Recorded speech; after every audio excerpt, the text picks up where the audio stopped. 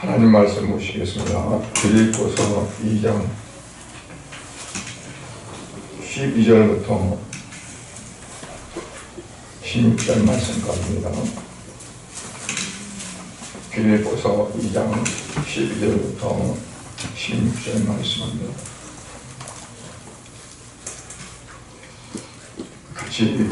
같이 봉독하도록 하겠습니다.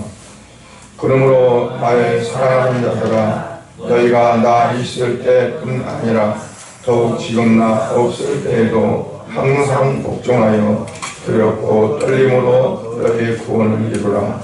너희 안에서 행하시는 이는 하나님이시니 자기의 기쁘신 뜻을 위하여 너희에게 소원을 두고 행하게 하시나니 모든 일을 원망과 시비가 없이 하라.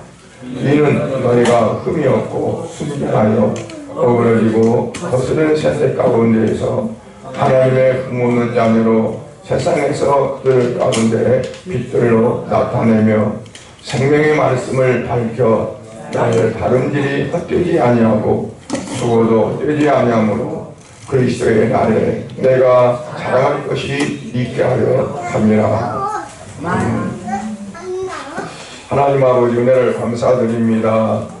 오늘도 걸어간 주일을 우리에게 이렇게 허락하여 주셔서 아버지 앞에 나와 예배할 수 있도록 은혜 주심을 감사를 드립니다. 오늘 이제 말씀을 통해서 참으로 우리 모든 성도들이 하나님이 말씀하신 빛된 자녀로서의 복된 삶이 되어지고 또 어두워지고 참으로 깜깜한 세상에 주님의 그 환한 빛을 비출 수 있는 생명의 빛들이 되어질 수 있도록 은혜 베풀어 주시옵소서. 오늘 시간도 예배에 동참하지 못한 성도들 하나님 어느 곳에 있든지 주께서 이곳에도 그곳에도 성령께서 임재하시고 함께 하심으로 주님이 주시는 은혜 가운데 거할 수 있도록 축복하여 주시옵소서. 마치는 시간까지도 주님 영광 받아 주실 줄 믿습니다. 예수 그리스도의 이름으로 기도드리옵나이다. 아멘. 먼저 누가복음 19장에 보면 문화의 비유가 나옵니다. 문화는 이제 화폐 단위예요. 그래서 어떤 그 주인이 이제 먼 나라에 왕의 그 권위를 받으러 갔어요. 가면서 종들을 불러서 10명의 종들을 불러서 한 문화씩 그들에게 맡겼습니다. 너희가 열심히 장사해서 때울 때까지 남기라. 그리고 갔어요. 그 10명의 그 하인들이 각각 한 문화씩 받아가지고 그들이 이제 열심히 장사하면서 남겼는데 한 사람은 그거를 그냥 땅에 묻어서 놔두고 그거 가지고 열심히 주인의 말대로 남기지를 못했어요. 그래서 나중에 이제 주인이 왕의 권위를 가지고 받아서 왔습니다. 그러니까 전에는 왕이 아니었지만 이제 그 한 나라의 왕이 되어서 온 것이죠. 이 하인들을 불러서 내가 너희에게 맡긴 것이 있는데 얼마나 너희들이 애쓰고 수고했는지 결산해보자. 그래서 이제 결산할 때 한 사람이 나와서 주인님, 내가 이 한 문화로 열심히 장사해서 10문화를 남겼습니다. 그럴 때 그 주인이 기뻐서 그에게 하는 말이 있습니다. 잘하였도다 착한 종려, 네가 지극히 적은 것에 충성했으니 10고을 다스릴 수 있는 10고을 권세를 받으라. 그래서 10고을 다스릴 수 있는 권세를 그에게 주었어요. 또 한 그 하인이 이제 주인한테 말합니다. 주인님, 나는 주인께서 내게 주신 문화를 가지고 열심히 나도 했는데 나는 5문화밖에 남기지 못했습니다. 그런데 그 주인은 10문화 받은 사람 칭찬하고 가슴문화 받은 사람은 반절밖에 못했잖아요. 그럼 너 어째서 반절밖에 못했느냐? 그리고 책망한 것이 아니라 그에게도 말하기를 잘했도다. 착한 능력. 네가 지극히 작은 것에 충성했으니 너도 다섯 골을 다스리는 권세를 차지하라. 라고 이제 그렇게 말했습니다. 근데 문제는 뭐냐면 땅에다 묻었던 사람이에요. 그 사람이 와서 이제 나는 주인이 너무 엄한 사람이고 또 주인은 완전히 바른 사람이라 자기가 준 것 외에는 뭐 다른 거 받으려고도 하지 않고 그런 줄 알고 나는 이건 땅에 묻었다가 이것이 바로 주인이 나한테 맡겨진 그 바로 문화입니다. 그리고 내놨죠. 그래서 그는 어땠을까요? 그래, 너는 양심적이다 그랬을까요? 악하고 게으른 종이라고 책망을 하고 그를 끌어내라고 했어요. 그리고 어두운 데 가서 이제 심판을 받겠습니다. 오늘 말씀에서 이제 하나의 상급에 관한 것이기 때문에 이 말씀을 전제하고 말씀을 드리려고 합니다. 하나님께서 우리를 구원하실 때 물론 값없이 우리를 구원하시지만 구원을 받은 우리들은 값이 없는 삶을 살면 안 되고 마땅히 하나님 앞에 우리가 충성하고 주께서 내게 맡겨주신 것들을 잘 감당하는 그런 삶이 되어야 된다는 겁니다. 그래서 구원을 이루는 두 가지 요건에 대해서 오늘 본문에서 말씀하고 있는데 빌립보서 2장 12절 그러므로 나의 사랑하는 자들아 너희가 나 있을 때뿐 아니라 더욱 지금 나 없을 때에도 항상 복종하여 두렵고 떨림으로 너희 구원을 이루라. 나 있을 때뿐 아니라 내가 너희와 같이 없을 때에도 너희들은 항상 복종해서 두렵고 떨림으로 구원을 이루라. 하나님이 우리를 구원하셨다고 했는데 하도 바보는 너희가 구원을 이루라 그래요. 그러면 하나님 우리를 구원하신 것과 우리가 구원을 이루어야 되는 그 구원은 어떤 건가? 하나님 우리를 구원하신 것은 우리가 죄로 인해서 죽었었고 사망 가운데 있었던 우리를 값없이 우리를 구원하셨는데 우리는 값을 지불 안 했지만 하나님은 아주 큰 값을 지불하신 거죠. 어떤 값을 지불했냐면 자기 아들 독생자를 십자가에 못 박아서 피 흘리게 하시고 죽게 하시는 그 값을 치르셨어요. 그래서 하나님 우리를 구원하신 데에는 값을 안 치는 게 아니라 값을 치르되 가장 큰 값을 치렀습니다. 다만 내가 그 값을 물은 것이 아니지. 그냥 거저 하나님 우리에게 주셨는데 그 구원받은 우리들은 어떠냐면 우리의 삶이 이제 구원을 이루가는 삶. 어떤 구원을 이루냐면 우리가 성화되어 가는 삶을 말합니다. 성화라는 것은 하나님이 원하시는 그러한 삶, 주님과 같은 삶으로 우리가 변화되어 가고 닮아가는 삶, 그걸 이루라는 거예요. 그런데 어떻게 이루라냐면 항상 두렵고 떨림이 없으면 이룰 수가 없다.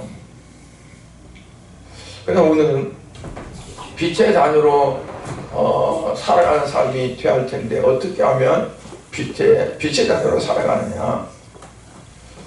그처럼 뭐냐면 구원을 이루는 삶이 되어야 된다.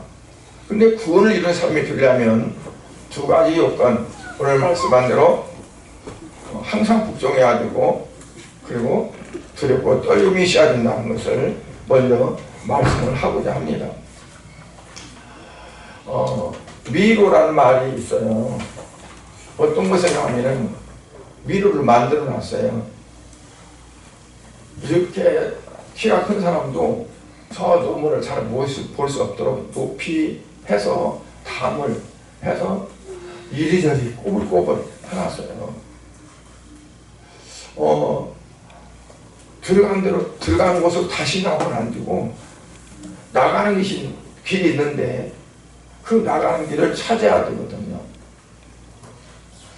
내 딴에는 이리 나가면 출구가 있겠구나, 나가면 출구가 있겠구나. 그런데 가다 보면 탁 막혀있고, 다시 돌아서 딴 길로 가도 또 꼬불꼬불 가다가 또 막혀있고,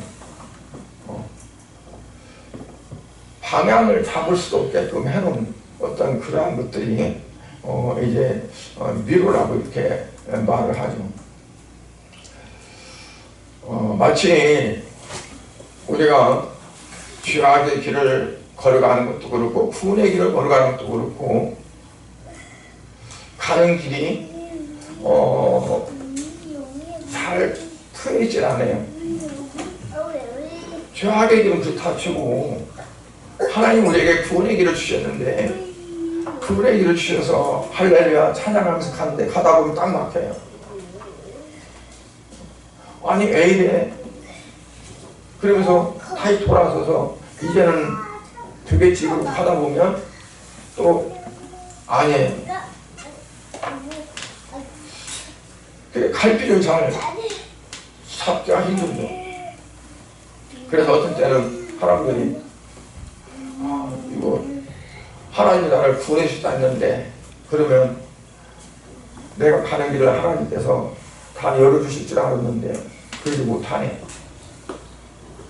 인생도 막히고 사업도 막히고, 내가 생각하고 가지고 있던 그 비전을 갖고 꿈을 갖고 나아가는데 그것도 열리질 않고, 그래서 이게 정말 필요 없는 건가 그렇게 생각할 수가 있죠. 그런데 우리의 신앙길에는 하나님께서 그와 같은 복잡하고 그 어려운 그 가운데 진짜 길을 주셨어요. 그게 바로 뭐냐면 예수 그리스도로 말미암은 길이라는 거죠. 내가 곧 길이요 진리요 생명이다. 나로 말미암지 않고는, 나를 통하지 않고는, 말미암지 않고는 그 말은 통하지 않고는 그 말이거든요. 나를 통하지 않고는 아버지께로 갈 길이 없다. 그러니까 세상 사람들은 길을 못 찾아요. 그래서 그들은 나름대로는 뭐 영생 복락이네 극락이네 뭐네 하고 가는데 엉뚱이로 가는 거지. 근데 오직 예수 그리스도를 나의 길로 삼고, 그리고 예수를 믿고, 그리고 구원받은 삶으로 살아가는 그러한 사람들에게는 어땠어요? 길이 열려진 거죠. 그래서 여러분들에게는 주께 가는, 하나님께 가는 구원의 길이 저 여러분에게 열려인 줄로 믿습니다. 그런데요, 이 구원의 길은 가면서 그냥 가는 게 아니라 또 우리가 해야 될 그러한 것들이 거기에 있어요. 여기서 보면 첫째로 어떤 거라고 하냐면 같은 마음을 품는 길이다. 같은 마음을 예수님께서는 어떻게 했냐면 주님과 하나 되는 것이 같은 마음을 품는 거예요. 사도 바울은 그래서 너희가 한 마음을 품으라 보면서 이는 그리스도의 마음이니 그랬거든요. 그러니까 A라는 사람, B라는 사람, C라는 사람 모든 사람들이 다 각각 그리스도의 마음을 갖기를 원하고 그리스도의 마음과 하나가 되어지면 공통 분노가 되잖아요. 그래서 하나가 되는 거죠. 그런데 아무리 적은 수요라도 그 숫자들이 다 각각 자기의 마음을 갖고 자기의 주장을 가지고 자기의 어떤 목표를 가지고 가면 다 각분이 되지. 그래서 빌립보 교회가 열심히 있는 일들을 많이 했어요. 참 열심히 했어요. 그런데 뭐가 아쉬우냐면 마음이 하나가 안 됐잖아요. 열심히 하다 보니까 나는 이쪽으로, 나는 이렇게 할래, 나는 저렇게 할래. 그래가지고 이게 하나가 안 되는 거예요. 그래서 사도 바울이 그 교회에 대해서는 뭐냐면 이거 하나가 돼요. 에베소 교회에 대해서는 어땠어요? 다른 건 다 가지고 있지만 진짜 처음 사랑이 없다. 그러니까 이게 사랑으로 하나가 되어야 된다. 그래서 그리스도의 사랑의 넓이와 길이와 깊이와 높이가 어떠한가를 알아라. 그래서 그리스도의 사랑으로 나도 되고 너도 되고 다 되어질 때 그게 이제 어때요? 하나가 되어질 수 있는. 빌립보 교회를 하면서는 그들은 다 열심히 해요. 그런데 뭐냐면 각각 달라요. 나는 이렇게 할래. 아니야, 나는 이렇게 할래. 다 달라. 그러다 보니까 서로 다툼이 있고 분열이 생기고. 그래서 같은 마음을 품는 것 중요하고, 같은 마음을 품으려면 또 뭐가 있어야냐면 겸손한 마음이 필요합니다. 겸손하다는 건 나보다 남을 낮게 여긴다. 시옷받침 낮게가 아니라 시옷받침 낮춤. 우리나라 한글은 시옷받침이냐 지읒받침이냐 다 틀려요.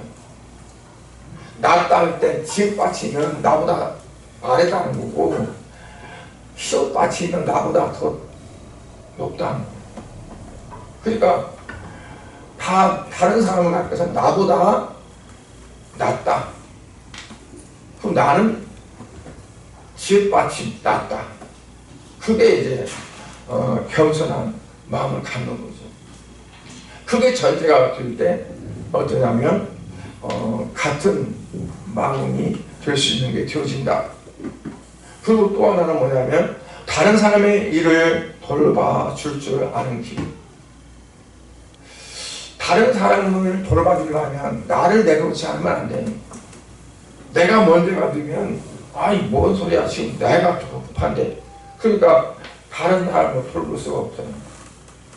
근데 나의 어떤 것들보다도 먼저 너를, 그를, 당신을, 이게 되어질 때 넓혀져요. 그래서 신앙생활, 신앙은 저는 그렇게 생각하거든요. 하나님과 나의 관계, 신앙은. 그런데 생활은 사람들과 주변의 형적인 관계. 그래서 신앙생활은 하나님과 나와의 관계도 되고, 그리고 수평적인 형적인 관계가 아우러지는, 그래서 신앙생활. 그 십자가도 수직과 수평이 만나서 십자가가 되는 것처럼 우리의 신앙도 마찬가지로 하나님과 나와의 관계와 또 형적인 관계. 만약 형적인 관계가 필요 없다면 교회가 있을 수가 없는 거거든요. 교회는 이게 공동체가 모여서 서로의 아픔을, 서로의 모든 것들을 나눌 수 있고 하나로 가지고 갈 수 있는. 교회는 그래서 예배만 끝나면 곧장 가버리는 게 교회가 아닙니다. 교회는 나누는 겁니다. 왜냐하면 다 불러 모았어요. 불러 모아가지고 한 형제 자매를 만들어놨어요. 그래서 누가 조금 얼굴 기색만 안 좋아도 어디 아파서요, 뭐 해서요, 그러면서 그런 데서 기도할 수가 있고, 서로 그와 같은 그 호의논의와 교제가 이루어지는 거가 바로 교회라는 걸 수 있어요. 그래서 교회 와서 예배 드리고 나면 바로 그냥 집을 향해 직행해서 흡행을 타고 가시는 것보다 좀 서로 교제하고 서로 또 이렇게 시간을 좀 갖고 있는, 그래서 예배 끝나고 식사하는 거가 참 좋은 것 같아요. 근데 식사할 때 그냥 자기 혼자만 가서 먹는 것보다 같이 식사하면서 교류를 할 수 있는 것이 매우 좋으리라고 그렇게 여깁니다. 그리고 이게 말씀에 복종하는 길이라고 그랬어요. 하나님 말씀 앞에 엎드리는 겁니다. 그러니까 내가 나를 볼 수 있는 것은 뭐냐면 하나님 말씀 앞에 내가 엎드렸을 때 나를 볼 수 있는 거예요. 그 말씀에 내가 복종하고, 고넬료가 베드로 사도가 하니까 그냥 엎드려가지고 그 발바닥 닿을 정도로 그렇게 엎드렸어요. 그도요 로마의 백부장입니다. 높은 사람입니다. 그런데 그런 사람이 베드로 앞에 있습니다. 왜냐하면 말씀의 권세 앞에. 그래서 뭐예요? 그러니까 우리가 하나님 말씀 앞에는 항상 엎드리는, 그 말씀을 취받고 올라서려고 하는 것은 그건 교만입니다. 그 다음에는 뭐냐면 두렵고 떨림으로 위로가야 한다 그랬거든요. 이것은 이제 그 구원의 어떤 경건성을 의미하기도 하는데, 우리가 창세기 29장에 보면 소돔과 고모라가 하나님의 심판으로 불로 멸망하게 되잖아요. 근데 그 성에 누가 살았어요? 아브라함의 조카 롯이 살고 있었어요. 그 롯을 위해서 아브라함이 얼마나 많이 했었는지 몰라요. 근데 하나님은 롯의 마음도 아시고 그래서 롯의 그 가정을 구원시키려고 하셨어요. 그래서 이제 천사가 소돔과 고모라 성 가서 롯의 집에 가서 롯으로 하여금 이제 빨리 피하라, 이곳에 하나님이 불로 심판하신다. 그래서 롯이 어때요? 자기 두 딸이 있는데, 딸이 정혼한 결혼하기로 약속한 그 두 사위들이 있는데요, 그도 그냥 놓고할 수가 없잖아요. 그래서 그들에게 기별을 했어요. 지금 하나님이 이 성을 불로 심판할 거니까 너희는 지금 빨리 성을 빠져나가라. 그랬는데 이 롯의 그 두 사위들이 농담을 여겼다고 했어요. 세상에 죽고 사는 문제인데 그 농담을 여긴다는 것은 얼마나 어리석은 거예요. 또 롯이 자기 말로 그랬겠어요. 하나님이 그러셨다, 천사들이 와서 그랬다, 그랬을 거 아니에요. 그런데 그 말씀을 경홀히 여기고 그리고 그거를 무시해버렸어요. 그래서 어땠어요? 소돔과 고모라 성이 하나님의 불로 심판하실 때 다 타주고. 그런데 롯의 아내는 어떻게 됐을까요? 롯의 아내는 롯이 가족이 갈 때, 나갈 때 같이 나왔어요. 나왔는데 그 롯의 아내도 죽었어요.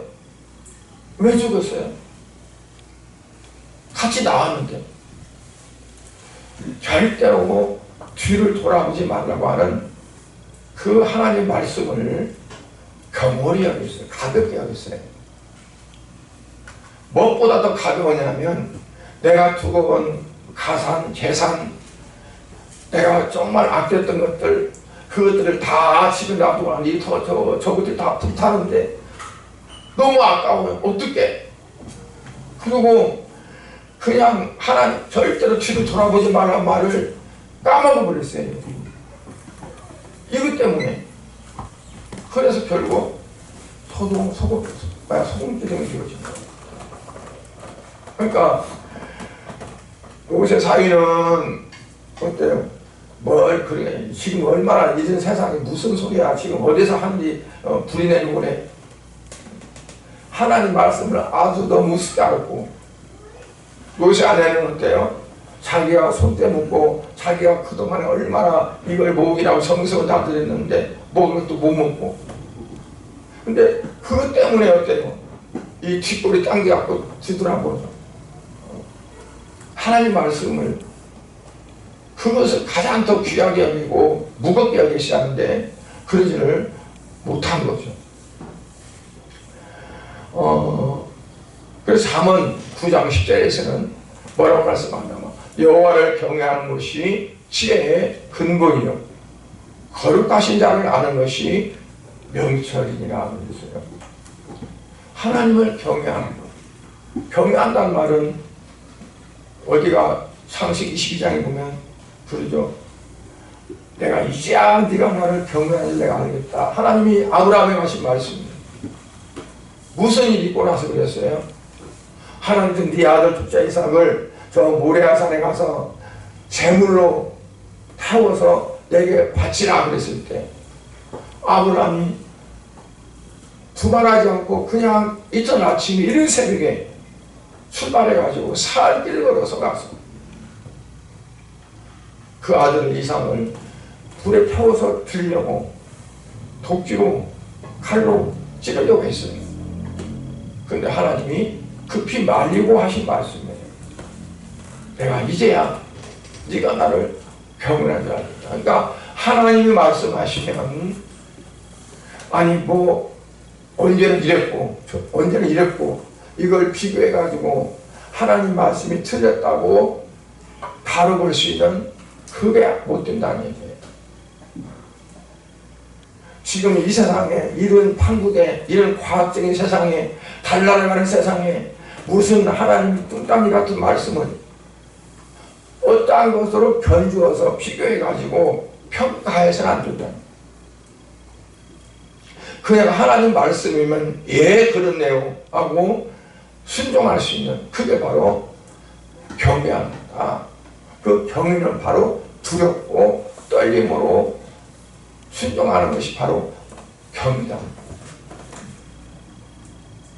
우리가 내 안에서 감동을 주고 내게 어떤 부담을 주는 것도 성령이 내게 주시는 음성이다, 마음이다 생각하면 그거를 지켜야 합니다. 따라야 합니다. 왜냐하면 그게 하나님이 내게 주시는 말씀. 어떤 때 말씀을 읽다가 그게 내 마음에 확 닿았어요.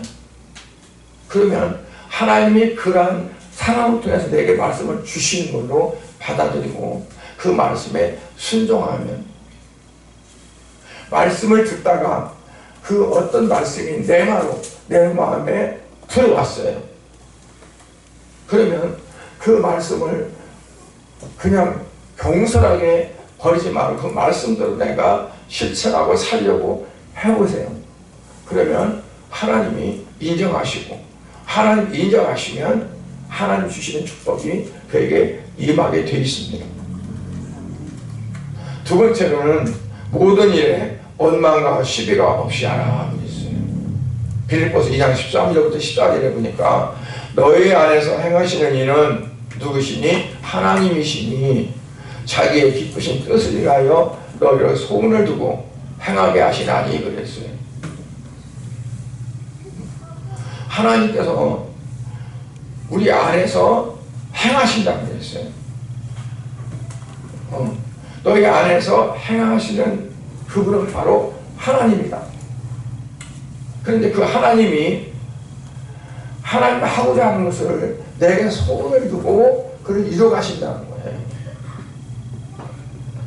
그러니까 내가 정말 하나님을 내 안에 모시고 사는 삶으로 내가 믿고 모든 것들을 하나님 앞에 맡기고 기도하면서 내가 어떤 일들을 해 나갈 때 그것들이 비록 내가 하는 것 같지만 하나님이 하시는 거다.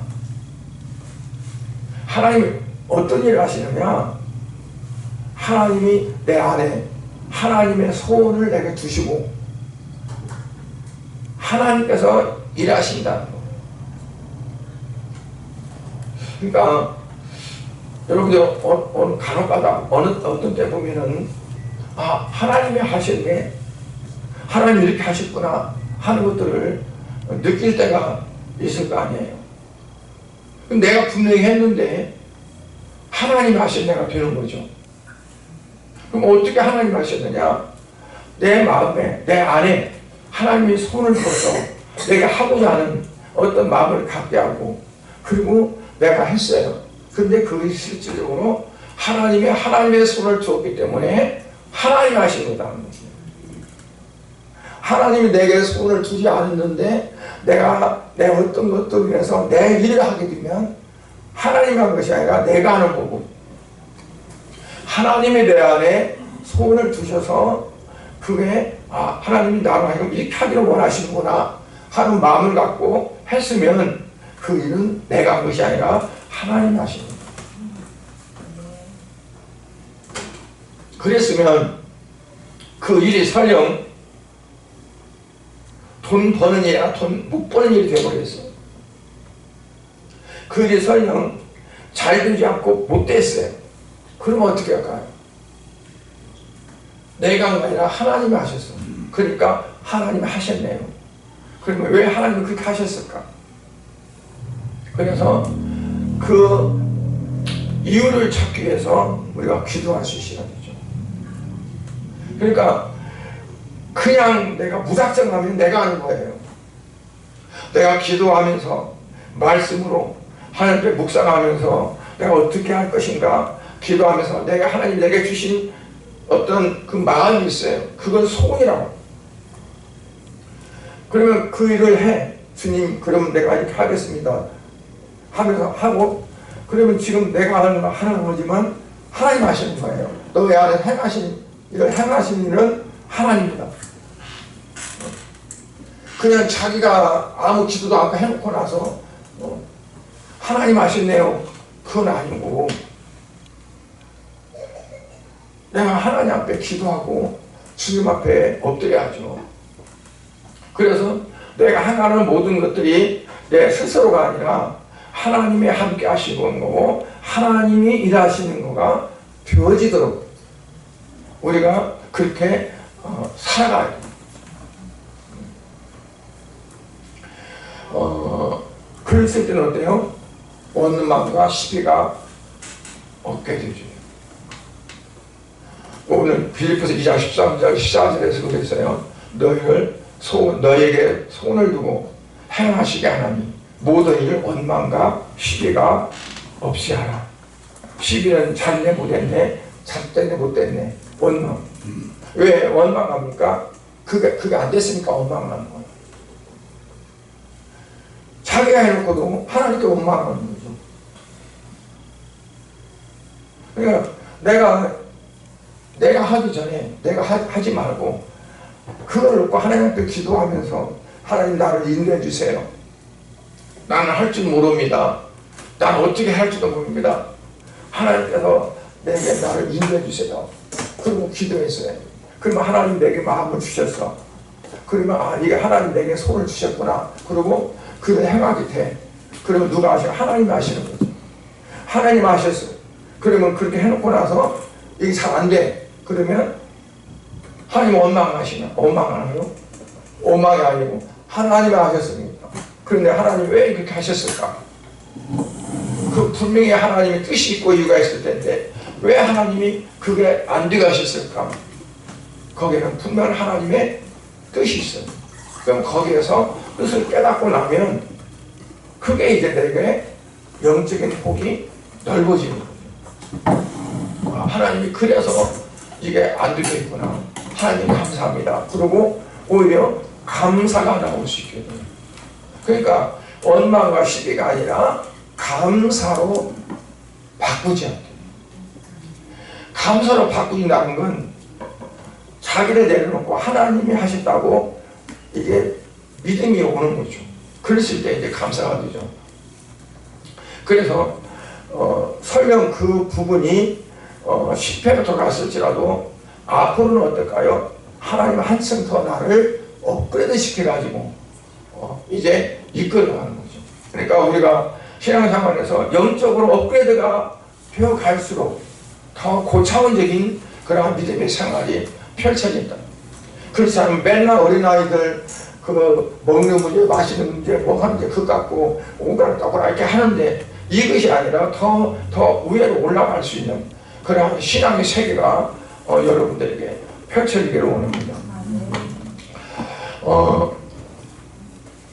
그래서 하나님께서 나에게 어떤 마음을 주시는가, 어떤 생각을 주시고 어떤 마음을 주시고 어떻게 이루어가기를 원하시는가를 이렇게 살펴볼 수 있는 그게 필요하다고 봐요.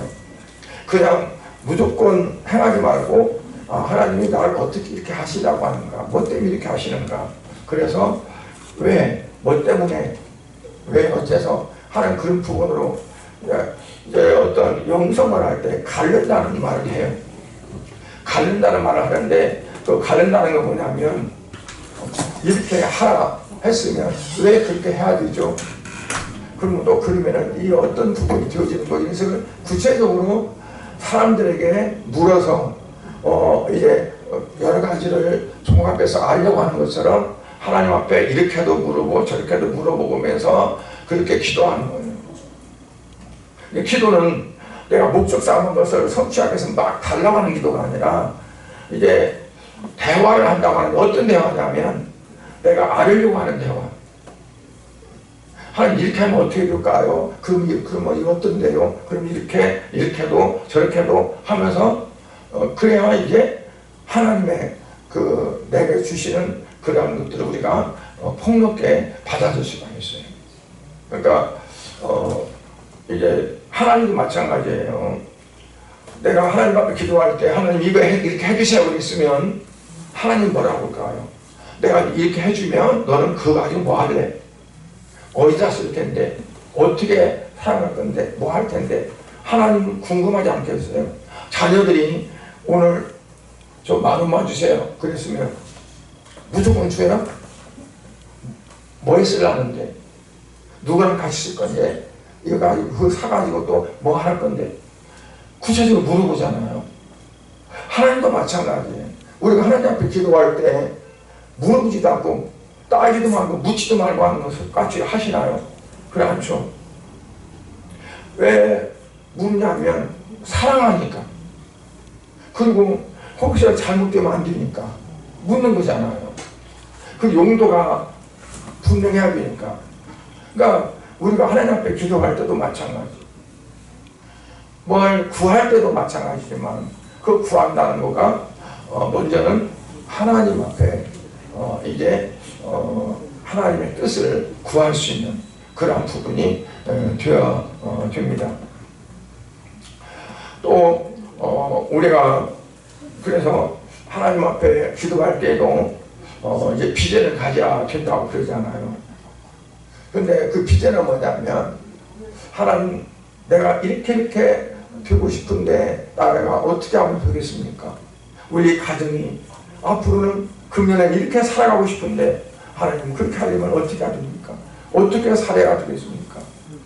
내가 앞으로 직장 생활을 또 무엇을 해야 하는데 어떻게 해야 됩니까? 구체적으로 이렇게도 물어보고 저렇게도 하고 이제 나아가면서 꿈을 펼쳐갈 수 있는 그게 필요합니다. 우리가 사람들을 대할 때도요, 그분이 나를 정말 진짜로 좋아하고 마음을 다해 사랑한다면 나에 대해서 많이 알기를 원할 겁니다.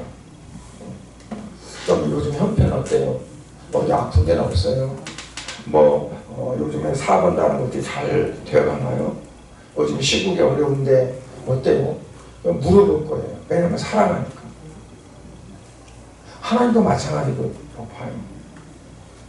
그래서 그거를 하나님 물어보시는 거가 여러분들에게 이러냐 그러냐 물어보는 것이 아니라 나로 하여금 그렇게 하나님 앞에 나를 내놓기를 원하시는 거예요. 그러니까 우리가 많이 내 가슴에 있는 거, 내 안에 쌓여있는 거, 그런 것들을 하나님 앞에 내어서 이걸 펼쳐놓으셔야 돼요. 하나님 나 이래요. 그런데 이것 때문에 내가 얼마나 골치 아픈지 알아요. 하나님 이거 나 하나님 좀 잘 좀 해주세요. 네, 왜 그러냐면 이것이 이래서 그래요. 그러니까 그 이유 원인까지 이렇게 하면서 하나님 앞에 기도를 해보세요. 그러면 기도의 시간이 결코 짧지는 않을 거예요. 그냥 큰 이 뭉퉁해갖고 하니까 보직에다 쌀을 갖다 놓고 하나님 이거요 하니까 이게 기도가 간단하지.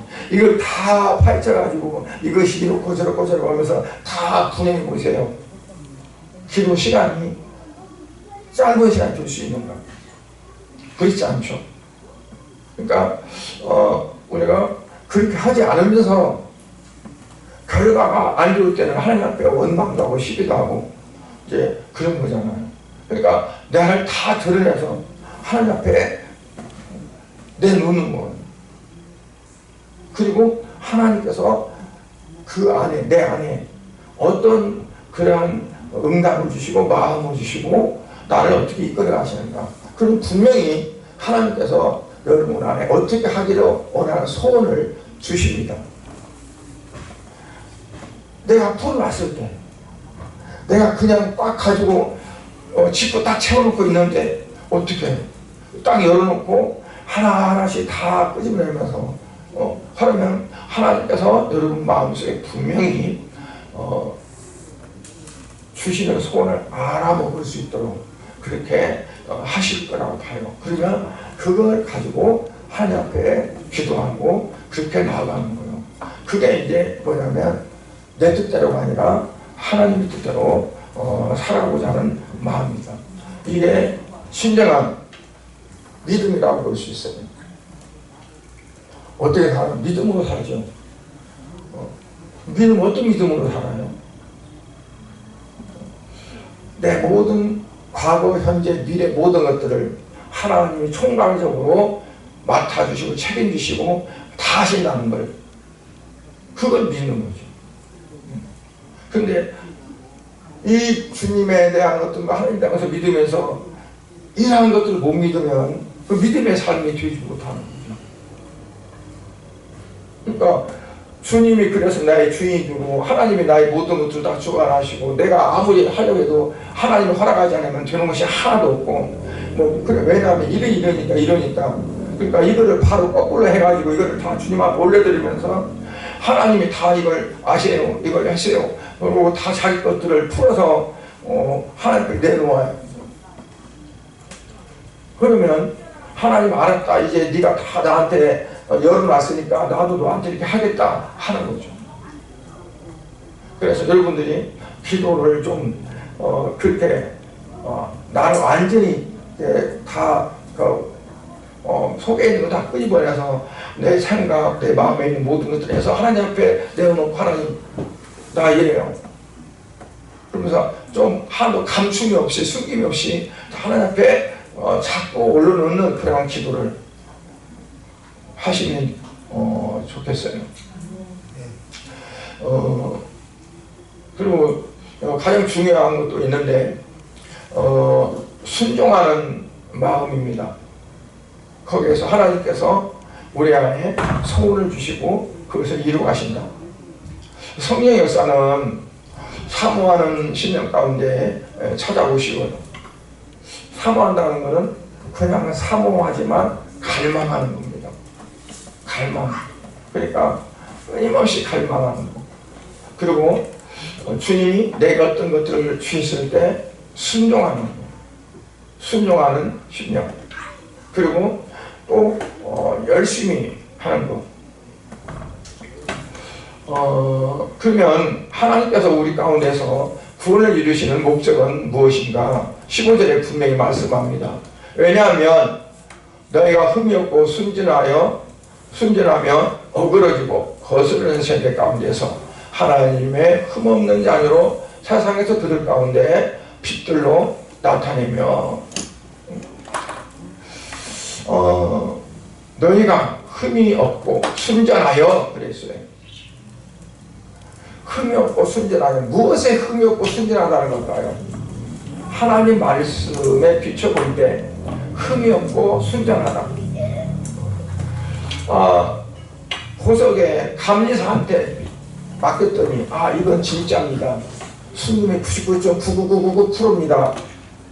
하고 딱 인정하듯이 말씀 앞에 내가 흠이 없고 그리고 순전해서 그랬을 때 어떠냐면 하나님의 흠없는 자녀로 세상에서 그들 가운데 빛들로 나타내며 그랬어요. 오늘날 세상이 얼마나 어지럽고 흉흉해요. 그죠? 우리나라가 특히나 얼마나 지금 소용돌이 치고 있어요. 그러면 하나님의 자녀들은 어때야 돼? 빛이 돼야 돼. 흠이 없고 순전해야 돼. 거기에 악이 있고 거기에 뭐가 있으면 안 돼요. 그래서 아 그리스도인들은 정말 다르구나 뭔가 그러구나 그래야지. 그냥 악한 말을 그냥 오히려 사역 사람보다 더하고 그런 때가 어떻게 빛의 사명 소금 사명을 하겠어요. 정말 눈물로 우리가 하나님 앞에 기도 안 해서 그렇습니다. 우리가 하나님 앞에 엎드리지 못했습니다. 그러고 통곡하고 기도하면서 할지언정 서양 사람들한테 그렇게 비춰지면 안 되죠. 세 번째는 마지막으로 끝까지 굳세게 지켜나가야 합니다. 빌립보 2장 16절에 생명의 말씀을 밝혀 그랬어요. 생명의 말씀을 밝혀 나의 다름질이 헛되지 아니하고 수고도 헛되지 아니하고 그리스도의 날에 내가 잘할 것이 있게 하려 합니다. 그러니까 내가 하는 것들 내가 이제 전도하는 거 내가 주의를 위해서 수고하고 모든 것들이 헛되지 않아. 그러니까 헛되지 않으려면 어떠냐면 생명의 말씀을 밝혀야 된다. 그렇지 않으면 어때요? 내가 하는 것들이 헛될 수가 있어요. 하나님 하신 말씀, 주님 하신 말씀이 그게 밝혀져서 그 말씀에 비춰봐서 흠이 없고 어떤 것들이 없을 때 이게 되어지는 거죠. 말씀에 비춰봤을 때 이건 아니야. 그런데 그것이 어떻게 세상의 빛들로 나타나겠어요? 세상의 빛들로 나타내려면 빛된 자녀의 삶이 되어야 되는 거죠. 오히려 믿지 않은 사람보다 한 수 더 뜨고 이스라엘 백성들 가나안 땅에 심어놨더니 그들이 하나님의 백성으로 본국이 되어지고 샘플이 되어져서 믿지 않은 많은 이방인들에게 하나님을 섬길 수 있도록 하기 위해서 거기다가 심어놨더니 오히려 이방인들보다 더 우상을 섬기고 더 엉거려지고 그러니 그들을 하나님 그냥 놔두시겠냐고요. 믿지 않은 이방인들로 하여금 도구를 사용해가지고 다 짓밟고 깨트리고 불태우고 다 부숴버리고 다 잡아가고 하는 거죠.